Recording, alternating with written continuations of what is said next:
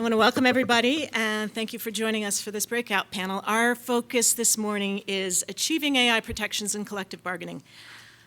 These are scary times for a lot of us. I was talking to many of you at the Mixer last night, and it was clear the issues you're facing and the fear of displacement, the fear of replacement is very real in these rooms in this moment, which is why I'm just so thankful we have this space today to share those concerns and, more importantly, to share strategies so we can get ahead of the technology, so we can make sure that we claim our rightful place as participants in charting the future of our own work. We're going to talk for about 45 minutes or maybe even less because we've lost two of our panelists to fires and snow, unfortunately. So I'm going to not have to press you guys to be as concise as I was going to before. But I also want to leave plenty of room for questions because I know that there's a lot of detail that we're still figuring out in terms of artificial intelligence and how we approach the bargaining process because it's also new. I want to introduce our stellar panel.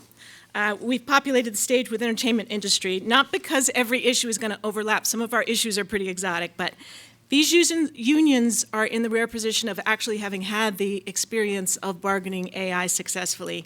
And I know that hearing about their journey to those tables and to the success that they had is going to be valuable to the room. I have on my left a man whose 160,000 members, including myself, are blessed to have him at our helm, our Executive Director and Chief Negotiator, Duncan Crabtree Ireland.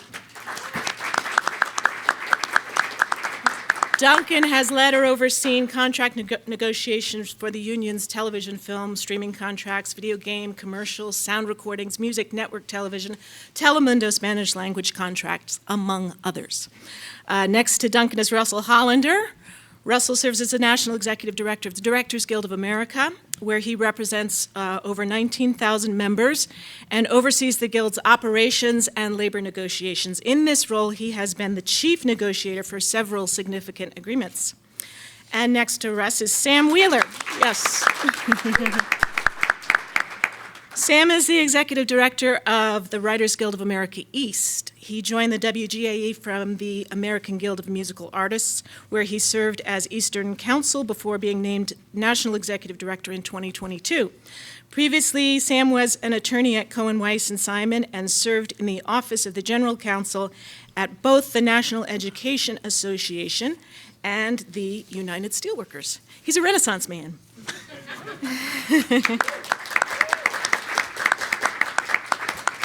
The first question, and I want to put this to the entire group, so each of you take a shot at this one because it's a big question, and I think we could actually use 45 minutes on this question.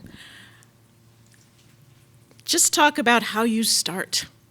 How did you know what to ask for in terms of AI protections? What preparation and what strategy went into the proposals that you eventually pushed across the table?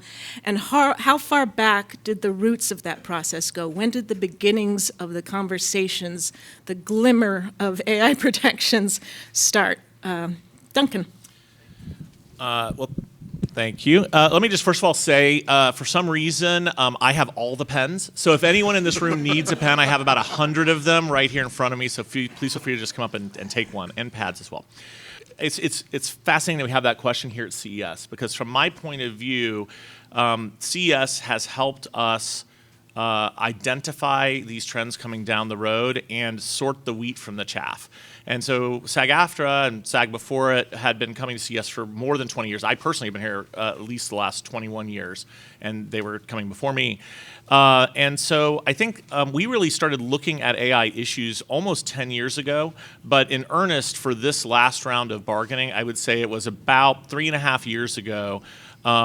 As we had decided that NFTs were not going to be a priority for us in negotiations in the future, nor were we going to spend a lot of resources on NFTs, which was the last hot issue that everyone was freaking out about. We started really looking at AI, and we were seeing more and more applications of AI here. And I vividly remember being in a part of CES, which I recommend all of you go to if you have a chance, called Eureka Park, which is where the smallest startups are. This is not big companies, they're tiny companies. There was a company there, and this was right after Apple had released the iPhones and iPads that had Face ID, that had figured out how to use the Face ID infrared camera to create a 3D digital replica of a person's face without needing any more advanced technology than a consumer-grade iPad, right?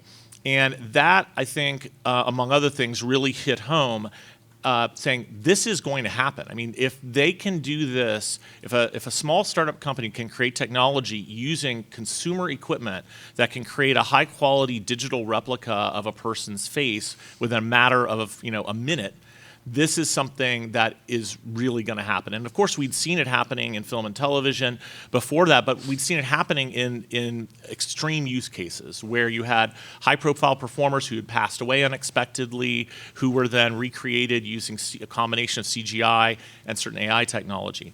Then, as it became evident that the generative AI tools were going to be publicly released and that they were getting close to ready for prime time, that, I think, gave the final push that told us we have to bargain this, and we have to bargain it in our next round of negotiations. So for us, and I'll be really actually very interested to hear what both Russ and Sam say about how they've approached this, but for us, we started in preparing for AI well in advance of the negotiations in 2023.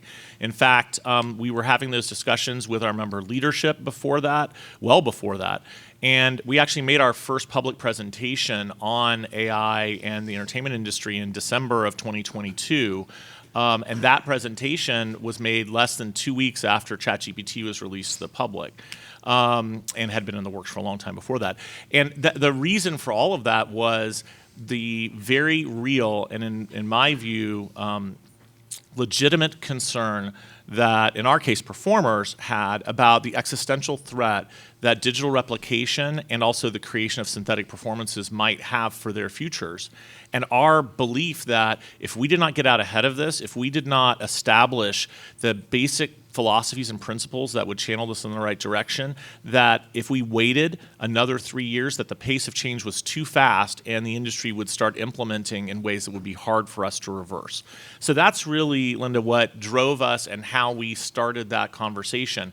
But before we ever went in June of 2023 with our proposals on AI, we had spent months and months with member leaders and the membership in general talking about what those concerns were and what our priorities should be in making those proposals.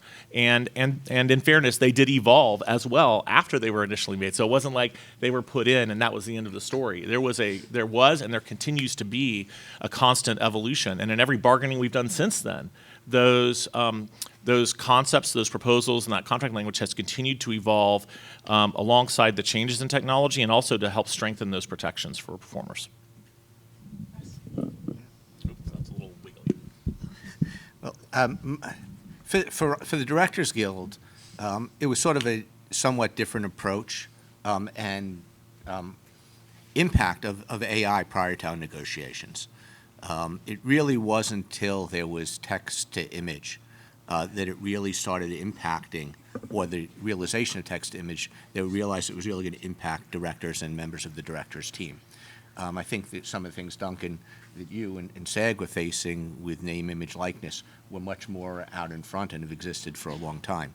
For us, it was relatively new.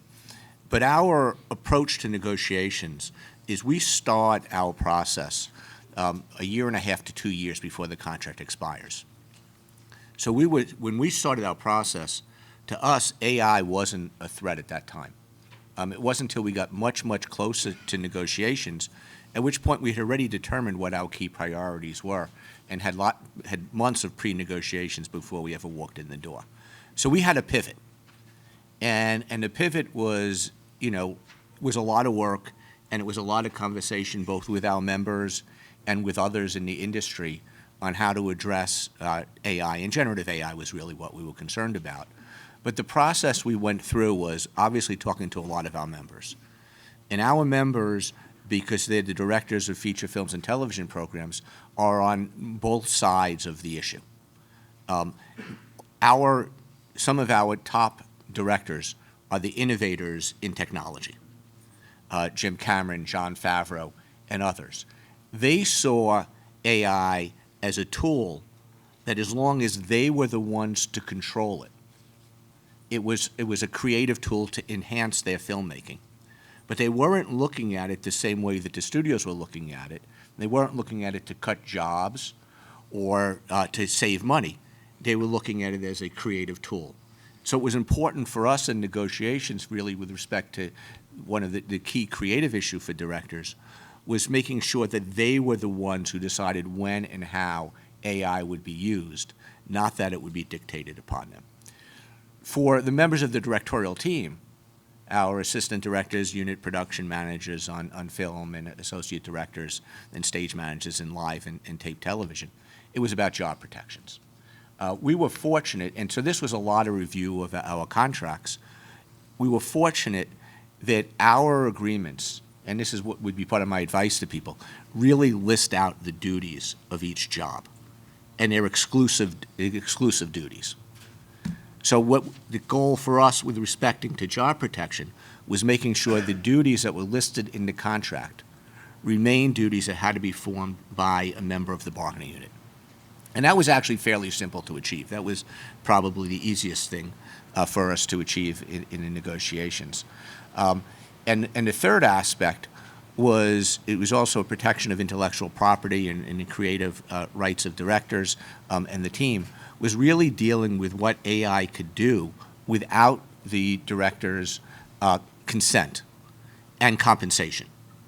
So the third aspect that we really want to negotiate was if you're taking a film or television programming and you were using it to train AI, that there'd be a way to discuss how our members would be compensated, and that you would need their consent. And I think there it somewhat overlaps with some of the issues that Duncan was talking about in making sure that you own your own for actors, and not to speak for you, but you own your own image and likeness.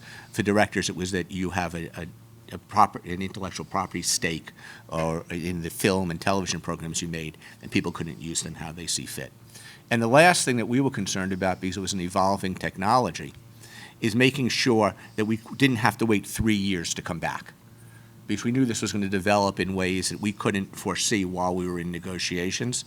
So we wanted to make sure that we set up a mechanism to have ongoing, confidential, high-level discussions with the employers about how they intended to use AI, to talk about compensation and other issues. And those meetings are ongoing, and they're a critical part for learning what the companies are doing and setting up the next negotiation. So my personal journey into bargaining for AI starts with me getting a tremendous amount of egg on my face. I was in a meeting with a number of sibling unions, including SAG-AFTRA and the DGA and Actors Equity, and this was back when I was at the American Guild of Musical Artists, and it was December of 2023, and I remember saying in that room, well, you know, I understand that your employers are deploying this, but at AGMA we negotiate with nonprofit ballet companies and opera companies. These are folks who are not at the bleeding edge of technology, so we'll deal with it in a couple of years after you have a few after you guys have a few reps at the bargaining table, and we're looking forward to learning from what you do. That afternoon, one of our ballet companies fed our dancers images into an LLM and used that to create promotional posters for the Nutcracker without bargaining with us. So it was literally about 90 minutes after I said that I was thrown into the AI negotiation and contract administration. And you know what I learned from that was that probably the best time to start preparing for this was 5 years ago, but the second best time to start preparing for this is right now, this moment. And so since then, I've been a lot less cavalier and have tried to encourage you know, the unions that I've worked with over the last 2 years to start taking this extremely seriously. So I started, just as a disclaimer, I started at the Writers Guild in April of 2024. I have a very strict no stolen valor policy, so I will be talking about things post 2023 strike and MBA. And since then, the Writers Guild East, you know, we administer the MBA jointly with our sibling union, the Writers Guild West.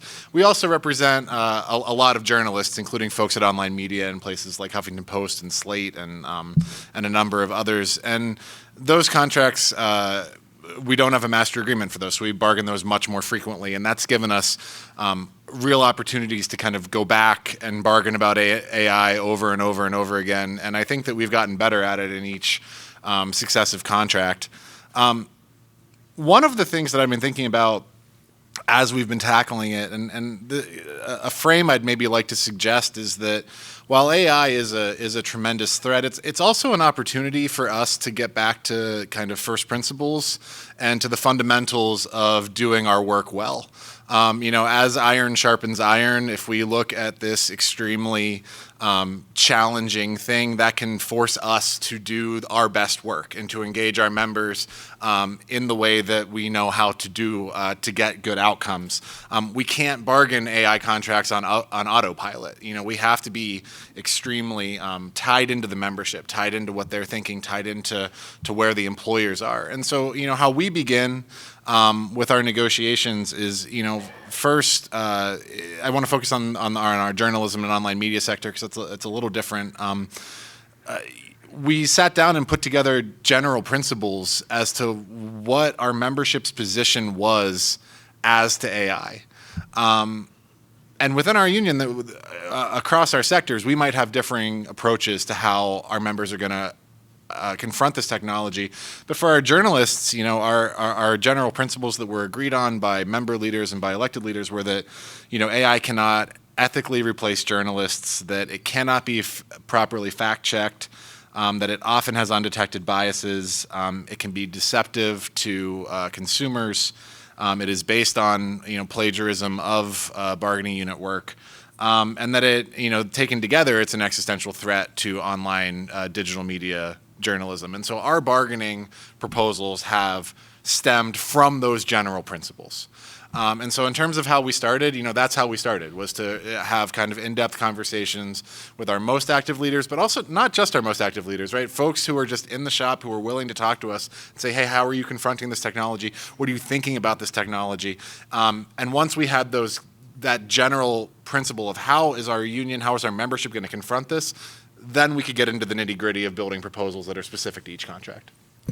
All of you mentioned coordinating with member leaders as you were getting your strategy together. Once you found yourselves on strike or found yourselves in a ratification process, how important is the member outreach and education on a technology that's brand new to most of us? It's still unknown how it's going to roll out, and a lot of resistance, I think, in some quarters from allowing it to be used in our workplace at all. How important is member engagement and member education, and how did you tackle those issues? I mean, it's absolutely crucial. And as is knowing how to use a microphone. It is absolutely crucial because our members, I would assume, I can't speak for them, but I doubt that any of our members are all of one mind on this or any other topic. And No. And it's essential to build a consensus as much as possible, or to build an understanding of where your members are. And part of that, especially with highly technical questions related to AI, or at least some technical questions related to AI, is an education process followed by a dialogue process. So it's not something that's just, it's not something where you just put out an email and you're done, or whatever. I mean, in the case of our contract ratification, we did a vast number of meetings, but in our process to lead up to negotiations, and of course during the strike that we had in the TV theatrical and streaming agreement, I mean, there was daily, constant communication happening. And even that is, frankly, not enough. I mean, it's as much as you can do, but it can almost never be enough or too much. And then once you're done with the negotiation, it's not over, because then in order for these contract provisions to be effective, members have to understand them. They have to know what they call for. They have to be able to know when the employer is doing the right thing or not doing the right thing, and it can be complicated. And I do think that there may be a bit of a difference. I think Russ hinted at it. Part of it relating to the use of image, likeness, and voice that's quite common with performers and less so an issue maybe with directors in most cases. But the fact is, in our case, we ended up with 16 pages of contract language about AI at the end of that strike and negotiation, and it's dense. If anybody wants to read it, it's on the website. But one of the things one lesson that I think we learned, certainly I learned from this, and it's applied to all of our contracts relating to AI since, is there has to be complete transparency. Like, for the trust level to be strong, there has to be transparency. So now, even if we have a small AI contract with a single employer, we publish it. We publish it immediately. Last year at CES, we announced a really groundbreaking contract that we had reached with a company called Replica Studios, and the contract wasn't posted to our website instantaneously with the announcement, and people went bonkers. So I took a lesson from that. So every time since then, we have made sure we don't announce it until we're ready to post it, because people want to see the language. They want to read it for themselves. They want to know for sure what is in those agreements. And there are a group of people who we all have to respect, who say, we don't like this technology, period, and we don't want it to be used. And I get it. It resonates with me. I understand why people would feel that way. To me, the answer to that question, though, is we don't actually have the choice of stopping the technology from happening. So I get that people want that, but if we're going to make the most of the leverage and power we have as unions, we can't just we're against the technology, because that hasn't ever worked. It didn't work with, the inventions of electricity, the internet, the VCR, name any count, the horseless carriage, et cetera. So what we have to do is we have to use every bit of power and leverage we have to channel these things in a way that can be at least neutral and hopefully net positive for our members, that can be human-centered and focused on what our members need. And so that's what we're doing. And that's not us endorsing AI as a technology. That's not us saying it's great that it exists. I mean, that's a decision everyone can make for themselves. But it does exist. It will exist. It is going to be used. And if we spend all our time saying how horrible the technology is, but without providing concrete direction for how that implementation should happen, then we have given up the opportunity to actually make our members' lives better, which from my point of view is not something that we can do. So we have to fight those fights. We had a pre-prep call for this panel, and Vanessa Holker, who's from IATSE, who couldn't make it here today, one of the things she talked about was, given some members who are resistant to engaging in the technology at all, she said how important it is to claim the work that's yours. That if you don't claim the work that's yours, they are going to claim it for you. I don't know, Sam, can you unpack that idea a little bit? Yeah, absolutely. And and I agree that, and I think that one of the reasons, to Duncan's point, that member education is so important is that I've found in our most recent negotiations, AI tends to be one of the last things on the table. And typically in our bargaining committees, we have one or two people who say, we need to throw ourselves on the machine. We cannot have this. But to sustain that position, you need to be able to sustain a strike threat. And so there is just an incredible amount of communication that has to come from people who are maybe okay with it to, people who are completely agnostic and people who are, let's burn it down, having to find some way where we can get to a contract if we don't think that we're going to be able to sustain a shutdown. In terms of claiming work, this is extremely important for our folks who are journalists for a living. We represent broadcast journalists whose job is often to show up at an event where a politician is speaking and write up a summary of what the politician said, right? And that's something that current AI needs an editor, but is well within the ability of AI to do that. And so, and I think everybody has kind of seen the refuse that maybe has been published when websites have tried to publish AI-written articles on websites and then gotten caught immediately because they're bad and don't sound like they were written by a human. But that's where we have really tried to say a journalist is something different than than ChatGPT or than any kind of AI-powered tool. A journalist is something different. And so, we've been able to provide, we've been able to get concrete language to that effect. One of the things that wouldn't have occurred to me but occurred to our members was the right to decline having your byline listed on an article as a journalist if AI was used meaningfully to create a piece of news content. And that's something that's incredibly important to our members because they view there's a certain amount of work that is theirs and a certain amount of work that can be used for a tool. And I think that the more specific you can be on defining what is bargaining unit work, the more specific you can be on drilling down on what that is. I kind of feel like best practice is to be very specific about what bargaining unit work is and then be very general about what AI is, because AI is going to evolve and change and be very different. And so if you can really define what is the work of a bargaining unit member, then there are a lot of ways that AI can fill in those gaps and fill in those cracks. To your point, Sam, and I think everyone here I imagine can resonate with everyone. If anyone here is using, like, for example, Apple's new Apple Intelligence tools on your texts, right? If you've tried this, what you know is it gives you a little summary of what someone texts you. So, like, when we talk about journalists, AI being able to summarize a politician's speech. I got a text the other day from someone who was snarkily saying, "Oh, how tragic." The summary from Apple Intelligence was, "So-and-so shares tragic news." And I immediately almost had a heart attack because I thought, "Oh my God, someone's died." But no, it was the ice cream flavor was sold out or whatever.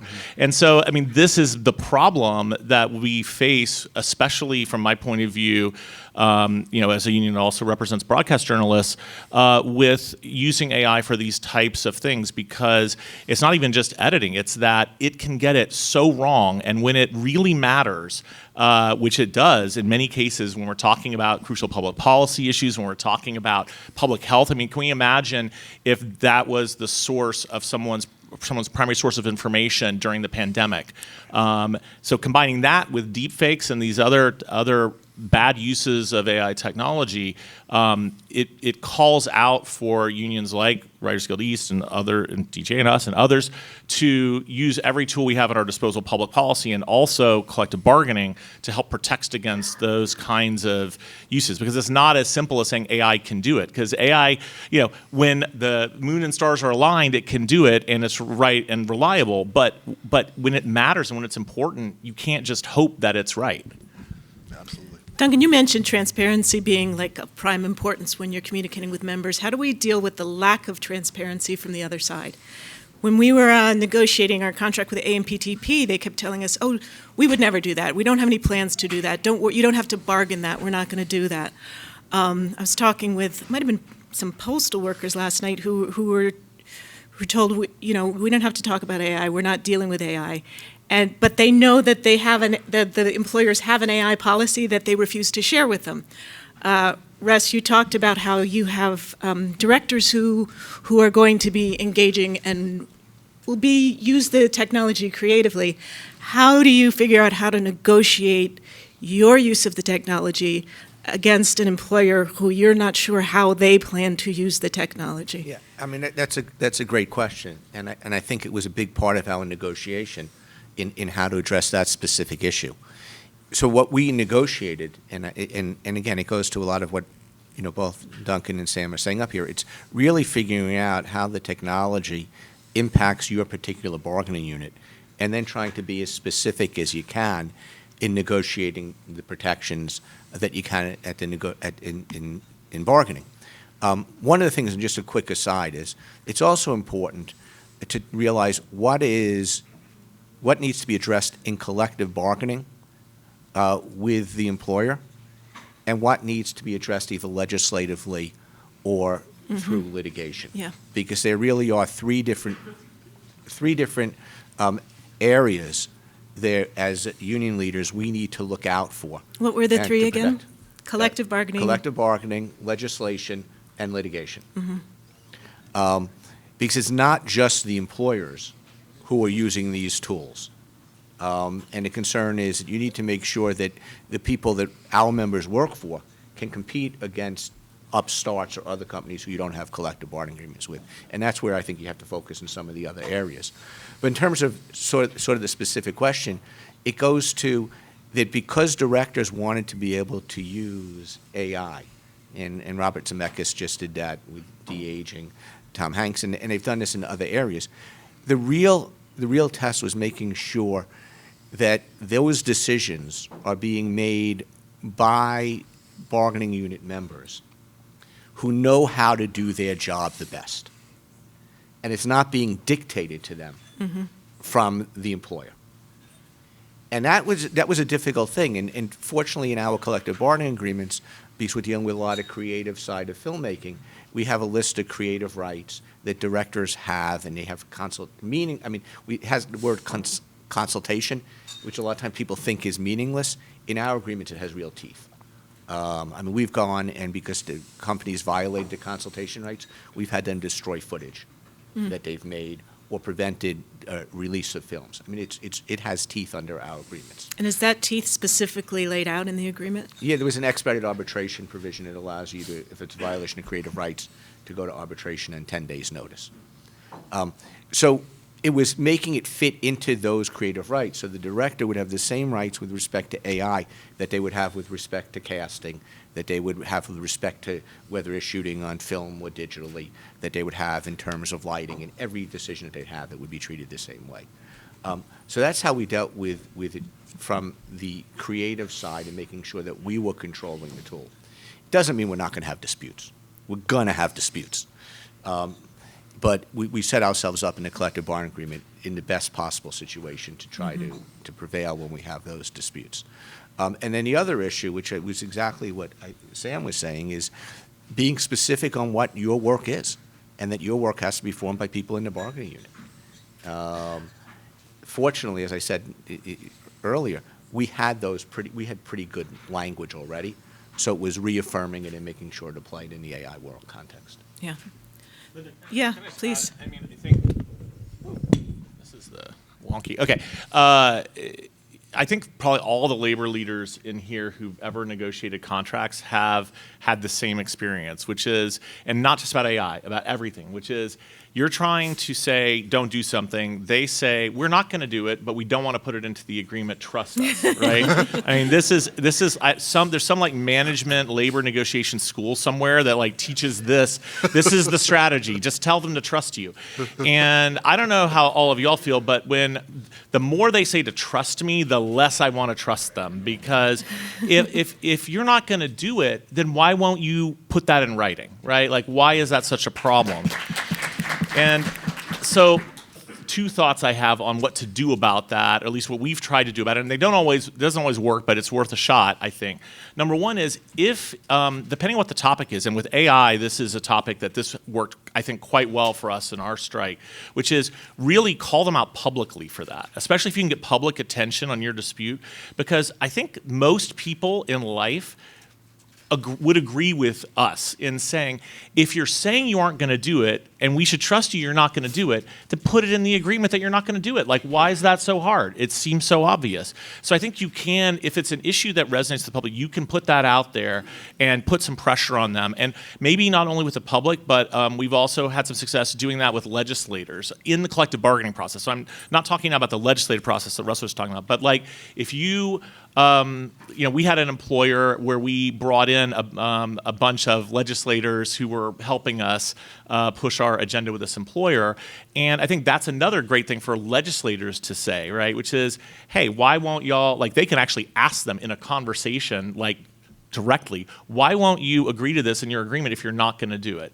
And then the second thought I have on that point is, if push really comes to shove there, maybe it's worth throwing out a sunset clause on that provision, because if what they're going to say is, well, we aren't going to do it, but we don't want to lock ourselves into that forever because maybe it'll turn out we do need to do that someday or whatever, fine. So for the term of this agreement, you won't do it. Put that in writing, commit to it, and then we'll talk about it again when the next time we bargain. So those are just a couple of thoughts I have about that, because it is like one of my most hated things when I hear that from an employer is just trust us. Just trust us. We're not going to do it. So why do you need this in your agreement? Like if we could all like really push back on that, I would love it, because wherever they're teaching that, they ought to take it out of that management training class. Duncan, I think you're one of the few people who has had the opportunity to try and build on language because of the number of contracts that we've negotiated since we did the TV theatrical contract. I mean, I'm not sure how much this wide group of unions gathered here can use our AI language, or how much industries can build on each other's AI language. But can you just talk a little bit about how taking what's gone before as you go into the next negotiation and the next negotiation, and how you can build on, and how you have been able to build on what we set? Yeah, no, I appreciate that. We have been able to do that, and I think that that's like the secret superpower, maybe it's not so secret, just the superpower of the labor movement and collective bargaining, is the fact that we never give up and we keep coming back. And whenever it's time to renegotiate that contract, we're there to fix whatever problems exist and to push for more.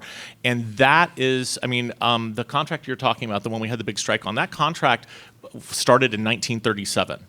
And so it took all of that time to get where it is, and it is over 1,000 pages long, so that's a downside. But it is, that is our superpower, is constantly coming back and improving. So we haven't had a chance to do that in that contract yet, but we've been taking that language and trying to improve upon it, and we did solve some of the things. We didn't get everything we want. No one ever gets everything they want in collective bargaining. For me, we didn't get as much as I'd hoped we would be able to get on generative AI, specifically synthetic performers. So that's something we've been focused on trying to improve upon. There are some other things. There's some language about actors being humans that it has doubtful enforceability or like enforcement value, but our members really love it, and it's an important principle. So we didn't have that in our TV theatrical negotiations, but we've had that in every contract we've done since, because it does send a message that I think is really important to deliver. But I will say one thing that maybe other people can use, two things actually. One is you have to be really creative when you deal with AI, and much to the chagrin of some of my colleagues, because can be a pain in the ass. But one of the things that we've done is build upon a concept we first adopted in our sound recordings code over 10 years ago, which is creating these distribution funds that give greater flexibility in how money that's generated by the contract can be distributed. So just as an example for that, in the strike last year, we created a new distribution fund that is going to distribute some of the bonus money that was negotiated for out of the streaming business. So like when you see a really successful project on, say, Netflix, for example, that was made for Netflix, there is a bonus that's coming out of that, and part of that is going into a fund where it's going to be distributed to a wider group of people than we could have bargained for at the table. Likewise, in our sound recordings code, and this is one I'm particularly excited about, we were not able to, we didn't have what, I don't think anybody probably would have had the leverage to get an agreement from the major record labels that they won't use any synthetic voices on released recordings. But what we did get was an agreement from them that if they release a track using entirely synthetic voices, that they will pay the same royalties that they would have paid to a human artist into this fund that the union has.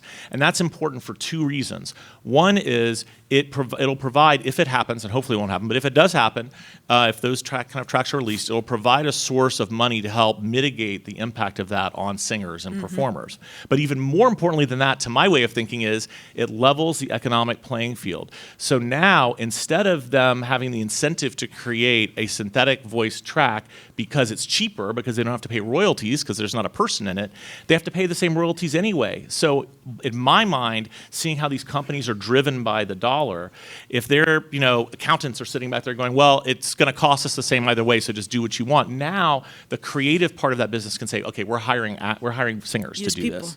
Exactly. And so I think that's actually relevant far beyond our industry, because I think wherever as a labor movement we can help build build an economic structure that eliminates, reduces, or disincentivizes the use of this type of technology to replace human workers, that is going to be very powerful, because these companies are very driven by economics. And if we can create that kind of economic environment, then I think that gives us a real tool that we can use to help make sure that jobs are protected, and that as this transition happens, that it's done in a way that helps workers. Absolutely. Last thing I just want to touch on before we open it up is solidarity. How important it was, how important I know it was for all of our unions to be working together as we went through this process, over a year ago, and also how important it was to have the support of other unions as we were going through the process. The amount of energy it takes to achieve the kind of structural change that is necessary when we're facing this technology. Can you talk about how you work together and how important other unions were as we went forward?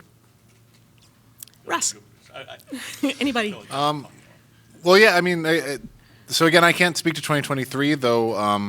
I did have fun joining you all on the lines when I could. But I think that what we've tried to do is really adopt an aggressive policy of solidarity when we're handling these subsequent contracts. Our MOUs are available to anybody who wants them. We're happy to send them out. We try to give notice to other unions on the property when we achieve something at a contract, because we don't want to negotiate really good AI protections for ourselves and then allow for AI to be used as a sword against our brothers and sisters and siblings who are have another union who maybe weren't at the table yet or are going to be at the table in 2 years. And so as we adopt this, I just think we're trying to keep those principles in mind, because kind of broad labor movement solidarity, it's very evidently I would say maybe the other superpower of the movement. I mean, I'd like to just talk a little about solidarity. Yeah. Because a lot of times when people talk about union solidarity, it's about issuing public statements or saying you're in support. And I think what we need to work on, and we work on this a lot in the industry, is building what I would call true solidarity, which is communicating, sharing information really, really early in the process. Mm-hmm. So when we're preparing for negotiations, we always reach out to SAG-AFTRA, and we reach out to the Writers Guild, and reach out to the IA and the Teamsters to try to see if there are common issues in a round of negotiations, and to share information so that we're all more knowledgeable as we go in. And if we can determine that there are common priorities, signaling that far in advance of negotiations to the employers helps whatever union is up first achieve that, because they know it's important to the other unions. So, sort of my takeaway and what I want to try to impress upon is solidarity doesn't begin when negotiations fail. Solidarity is something you have to work on every single day. And you have to build that by talking to each other, communicating with each other, transparency, sharing information. And it's not just in collective bargaining. It's on legislative efforts. We're in coalitions to get state tax incentives passed to bring film and television production back to the states. It's in dealing with litigation against employers. If one union has a dispute over an issue, sharing that information, because the other unions may have the same issue but may not have diagnosed it yet. And it's a constant communication and constant talking. And it starts, and you have to work at it every single day. Great. Thank you.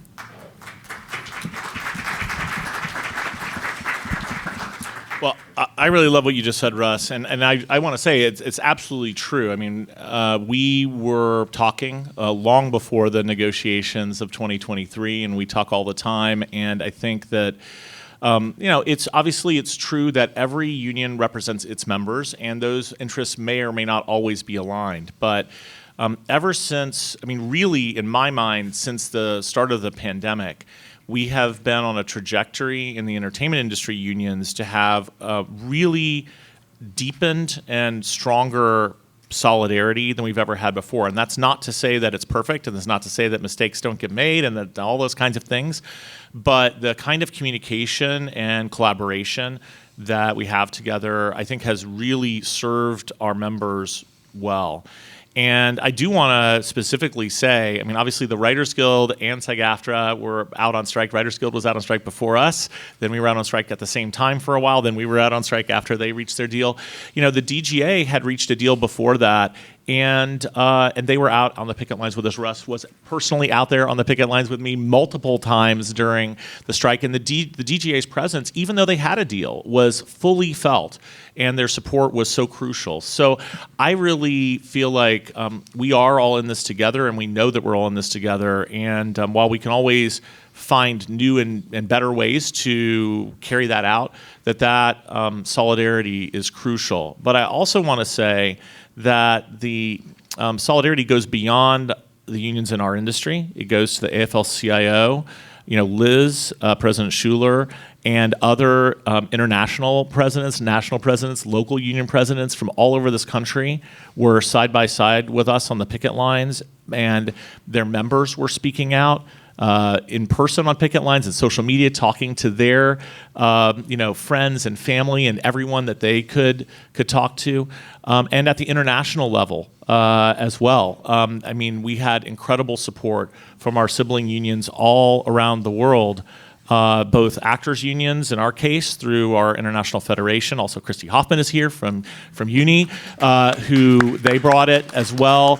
That meant so much to our members, and it also sent a really important message to the employers, from my point of view, which was the labor movement is united, standing behind these workers, and the labor movement around the world is united behind these workers, and that's particularly important in at least for our members, and I think in this particular industry, because it is so mobile.